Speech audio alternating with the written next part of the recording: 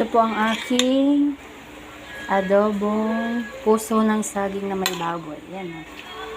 Ang technique po dyan sa puso ng saging ay pakulo sa mainit na tubig. Din lagyan ng asin, dun tsaka pigaan para hindi siya tawag dito? Hindi mapakla. Ayan o.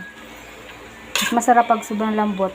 Tapos maraming suka dapat para hindi agad mapanis. Mas masarap pag maasim-asim ang ating puso ng saging. Ayan o. Puso ng saging. Ayan o.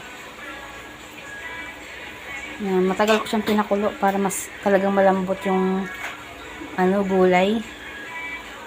Matagal siya.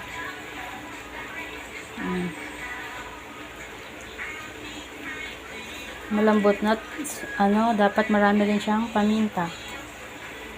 Yummy yummy puso ng saging.